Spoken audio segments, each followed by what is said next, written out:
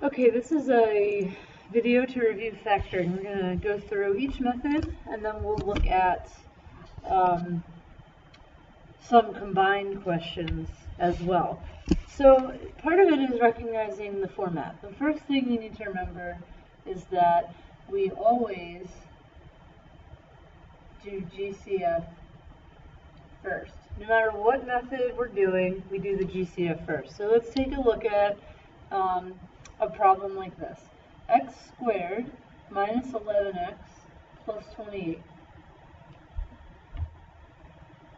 Does this have a GCF? No. There are three terms. So basically, I'm debating on whether to do diamond or diamond with grouping. Because it's x squared minus 11x plus 28, because I have nothing here, well I have a 1 there, okay? Because this is 1, you do diamond. So you're saying what multiplies to 28, to positive 28, and adds to negative 11. And that's going to be x minus 7, x minus 4.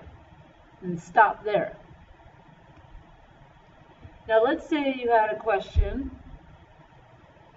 that was like this. If you had 2x to the third minus 22x squared plus 56x.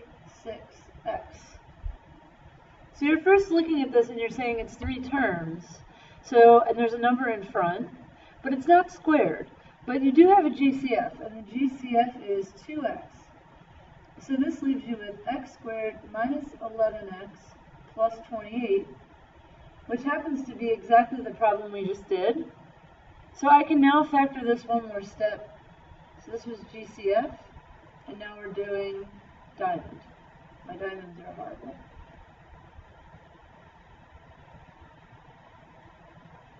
Now, what happens when we can't take the leading term out? That's when we have maybe diamond with grouping. Or in some cases, it's called master product. Okay? And that's going to be something that's like 6x squared plus x minus 1. I'm totally stuck because I cannot get this 6 out. So what I'm going to do is I'm going to replace this x with two numbers that multiply to negative 1 times 6. So that multiply to 6 times negative 1, and then add to positive 1, which is the middle term. So those two numbers will be 3 and 2, so plus 3x minus 2x.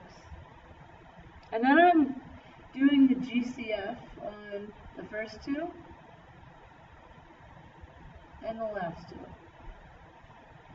So I'll pull out a 3x and I'll pull out a negative 1. And now I have 3x minus 1, 2x plus 1.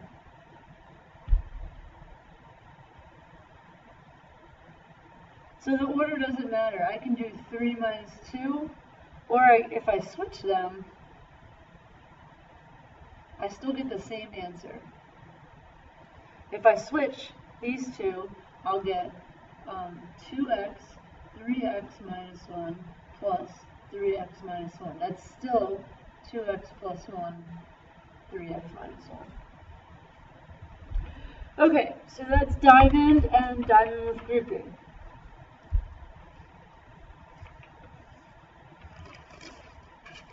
Next we have dots. How do I know something is dots? It's two terms, it's a difference, and they're squares. So for example, 4x squared minus 25.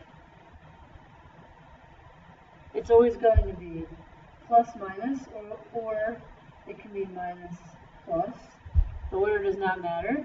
You're basically square rooting this. You're saying, what squared is 4x squared? 2x. What squared is 25? 5.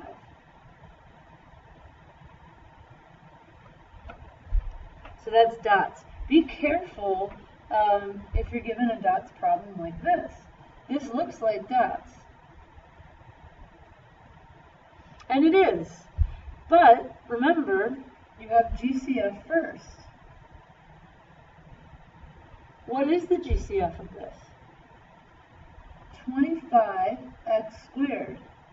So you're left with 4 minus x squared. So this becomes 25x squared, 2 minus x, 2 plus x. What if you forgot the GCF? So, you forgot the GCF. And you went ahead and you did dots right away.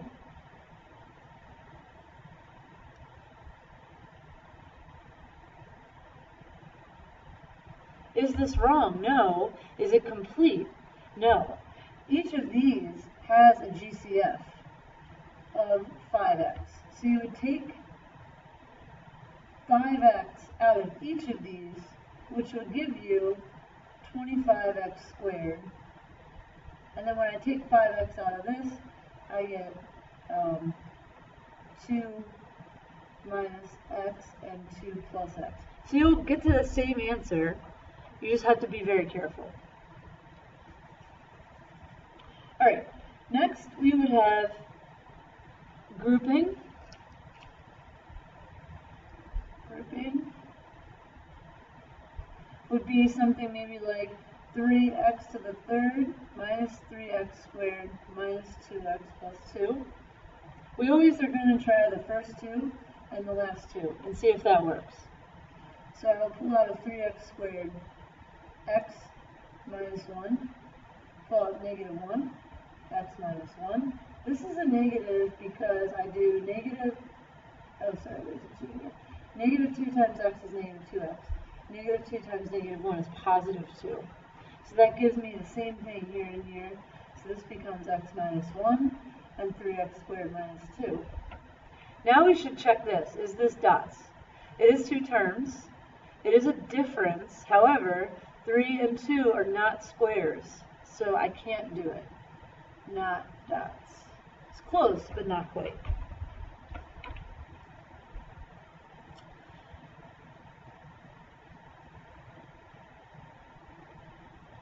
Let's look at one more grouping.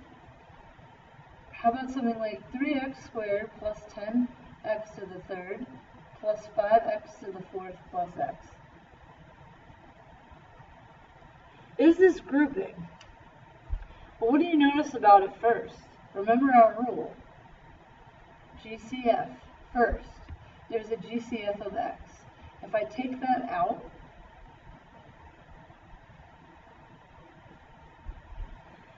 and I think about grouping. If I group this and this, I can take out an x. Even if I reorder it, you can try the different combinations, but grouping is not going to work here. Grouping does not always work for a 4-term problem. Okay, so just because it's 4 terms doesn't necessarily mean it's grouping. This is not prime, because I was able to factor out an x. So this is not prime, but it's also, I'm done, I can't do anymore. Okay, let's go over one maybe where you might have 2x minus 1 squared minus 2x minus 1 minus 12. Okay, the long way to do this problem is to FOIL this and distribute this. The short way to do it is to think of it as something squared minus something minus 12. Well, it multiplies to negative 12 and adds to negative 1. That's negative 4 plus 3. So what is the something in this case? It happens to be 2x minus 1. So I'll just put 2x minus 1. And then I'll clean it up. Because I have negative 1 minus 4, that's negative 5. And I have negative 1 plus 3. And that's plus 2. If you want to go one step further, you'll notice that this has a GCF of 2. So you can go one more step, and you can make it 2x minus 5 with a 2 out front, x plus 1. That's me just factoring the 2 out. Okay, if you're in college algebra, this will be the end of the video for you. And if you're in Algebra 2, you can stick around for an example of difference or sum of cubes. So this is Algebra 2 only. Alright, so if you're college algebra, you can go ahead and turn me off. Algebra 2, you would have something like 27y cubed minus maybe 8x to the 6th. So it's always going to be binomial, trinomial. What cubed gives me 27y cubed? 3y. What cubed gives me 8x to the 6th? That's 2x squared. So now I'm kind of done looking at this. I don't need this anymore. I'm looking here now. So to get this blank, I square this. So I get 9y squared because I square each term. To get this blank, I square that. So I get 4x to the 4th. To get this middle term, I multiply these. Multiply to get this. So that's 6x squared y. So your last job is to do the signs. The signs, remember, are SOAP. Same, opposite, always positive. This is a negative, so this will be same. This is opposite, and this is always positive.